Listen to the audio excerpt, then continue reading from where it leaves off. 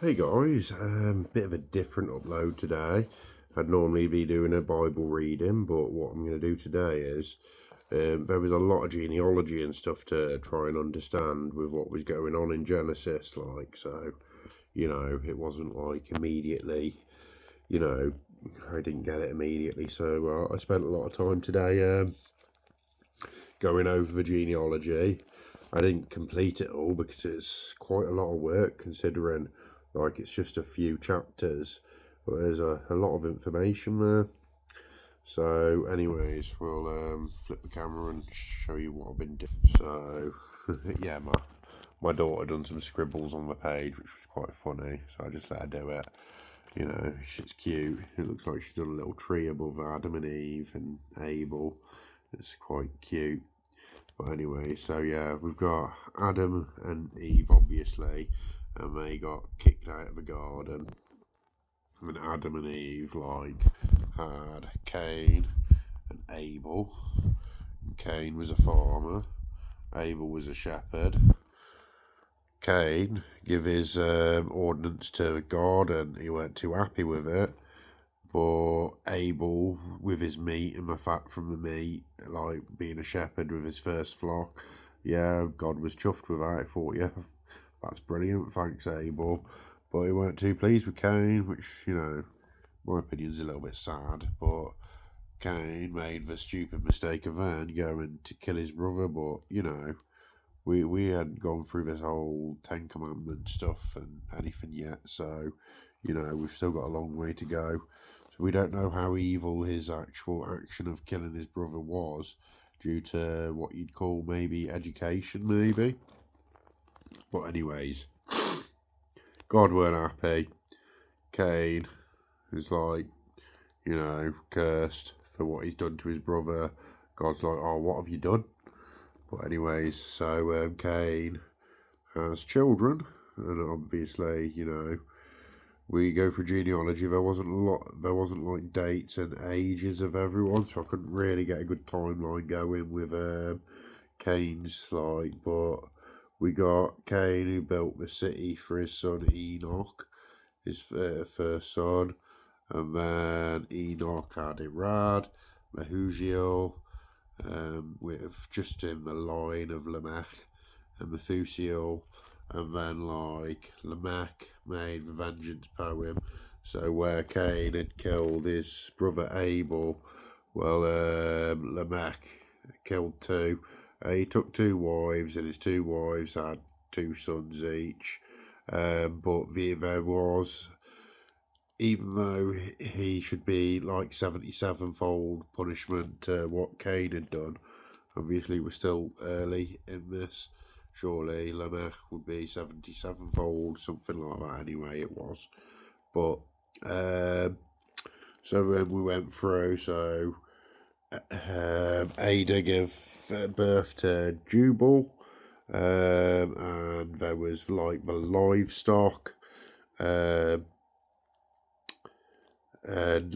people who lived in tents. So that would have been with sort of culture, because we'd obviously got the city of Enoch, and then some sort of the way that people can live together. So the people of tents and livestock, so farming.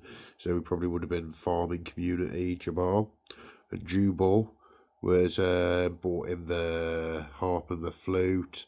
So sort of music culture, which, even in Christianity we sing, and I know in other religions they all sing. So, it all comes initially from Jubal's line there. Then we have, with Zilla, you have Tubal-Cain, Bronze and Iron Age sort of stuff, and, basically brought technology to, the people and everything. If they'd all built these cities, they must have built, agriculture. And unfortunately, Namer, which was the last mention of Cain's line, didn't seem to have much going on here. So I wonder if Namer was maybe something over with Seth's line. But anyway, But yeah, so we got that. It was quite a bit to get all of that like down and try to understand it, but it took me a while, but I got there. And then obviously then we had Seth. I've got a few like years and everything written out. It was just trying to figure some stuff out, like, but yeah. So so Seth begat more sons, and I should have maybe looked into more with Seth, but yeah. So then we go Enos, Canaan, Mahlel, Jared, then Enoch. He didn't die. He was taken by God. He was the seventh generation of Adam. So it was, you know, 7 seems to be a bit of a theme going on with, you know, all this. Like, you know, sevenfold, 77fold, rest on the seventh day. And, you know, God seems to love the number 7, even when he spoke to me. Like, you know, he referenced a line from the Bible. I think it was Matthew 7. So yeah, because it's so far ahead. Oh no, I need to charge my phone. That's really not good. Isaiah, Psalms. No, we're definitely not the Psalms. Chronicles, Kings. I think Matthew, Mark, Luke, and John, isn't it? Yeah, of course it was Matthew 7.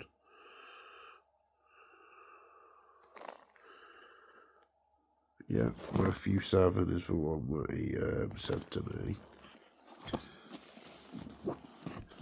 But anyways, there's lots of 7s popping up, so it's like, wow. Like, you know, he loves the number 7, does God. But anyways, yeah, so then we go through Noah's line, obviously with the Great Flood. That was a big thing. The Mech, like, yeah. But anyway, so we've had Japheth, Ham, and Shem. Right, and then, yeah, so we've got lots of different things going on, different people. I haven't completely done all of Noah's lineage yet because there was a lot of information, especially when I turn to my next page, which I've been working on, which was a bit of a timeline, just sort of make sense of things, because I just found it difficult not to. Obviously been painting with my daughter today. You know, she's a little lady, she loves doing stuff like that. Right, whoa, there we go, where are we? I'm smudging ink and paper everywhere. Right, so we go to Adam, and then we're coming through Seth's line. So Seth's line was the righteous line, foundation for Noah and everything. And obviously we go to Enos, and he's the first to call upon the Lord. Canaan is just a length of a line, as well as Mahalal.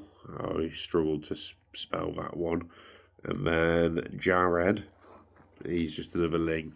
But then we get to Enoch as like definitely an interesting character. Is like he who walked with God, no death. So there can be lots of discussion around Enoch, and obviously the fact he's the 7th generation of Adam, and he left at 365 years. He didn't die. So he was in the year 987, so we actually spent 31 years with Noah, like the first 31 years of Noah's life. Do you know, I find interesting, like, you know, I'm reading through this, making sense of it, so, you know, there's like these sorts of connections. We get Methuselah, and he had the longest life. He's obviously the grandfather to Noah. And then we've got Lamech and Noah. So, if I go through this now, so this is sort of how I done this. It doesn't look, but it sort of made sense to me as I was writing it out. I know it could be definitely presented a lot better, but it's took me a lot of time to do this, and at some point I'm sure I'll do it in a better format. But so I actually got the date of when they were born. So obviously Adam was on day 0, well, day 6, year 0, day 6, because that's when God created man. Well, then we go, but the days, 7th day, Adam comes and, getting to know God, isn't he? But anyways, so we go to Seth, who was born in the year 130, and he died in the year 912. So we've got I think this was the born date of birth and date. So he was born in 235, 130. 590. Yeah, okay. Yeah, that's how old they were when they had them. So obviously these ones along the top was how old they were. So Seth would have been 105. So obviously on top of so Enos was born in the year 235. Canaan was born in the year 325. Mahalalel the year 395. Jared in the year 460, Enoch in the year 522, Methuselah in the year 587. She lived 969 years, and then Lamech was born in the year 774, and Noah in the year 956. So Adam died in the year 930. Seth died in the year 1042. Enos died in the year 1140. Canaan died in 1272. Mahalalel 1290. Jared 1422. Obviously, Enoch left in the year 987, which is well before, but at least he got to spend some time with Noah. Obviously, 1556 for Methuselah. Lamech in 1433. So they all lived up to 1556. Before, 956, they were all alive when Noah was born, which I thought was mental, really, because you've got, 9 generations there up to Noah, 8, 9, 10, Adam, 1, 2, 3, 4, 5, 6, 7, 8, 9, 10. Yeah, the 10th generation of God. So that's mental. So we've got the 10th generation of God. He died in the year 1906. 10 generations, all living at the same time. Oh, except for Adam. Adam died before Noah, unfortunately. So yeah, 9 generations. 1, 2, 3, 4, 5, 7, 8. Yeah, nine generations, all living at the same time before Noah built a flood. So he had all of these people. All of these people Noah would have known. That's except for Adam. He would have never met, Adam. But all of these people Noah would have met. So, genealogy of it, maybe there are parts missing or what have you, but it doesn't seem that way. And obviously, Lamech had a prophecy of Noah, Methuselah, the longest life. He was granddad to Noah, and he died just before the flood. And then we have Noah.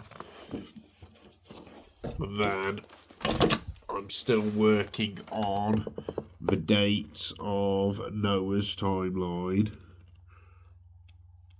I mean, it's a bit messy, but obviously this is just a starting point. But yeah, so, but we're working on the dates. So Noah was born in 1906. So Shem was born in 1558, died in 2158. You know, so, and then all of it, we've got most of Shem's genealogy, but we didn't quite finish it because there was a lot of information. But I wanted to get I wanted to sort of get clear on what where we were going with this, because obviously that was a lot of genealogy in the first chapters of Genesis. And I think before we move on with this whole Pharaoh thing that I've got coming up next, I wanted to fully understand the family that happened just before this, and I wanted to understand where Pharaoh came from, because obviously with the sons of Noah, we then had the generations of nations, so I want to understand like where everyone was from, so I can really go into the next chapters with a bit of better understanding. So if you just bear with me, thank you all for watching. This was a long video, but you know, we're working towards my goal. You know, I'm trying to learn here, so I want to do it right. So I want to, you know, be able to scrutinise every detail, so if I talk about it, I can understand it, you know, better myself, and hopefully I can share that knowledge with you, and you share some knowledge with me, and we'll move forward together. Okay, thanks, bye.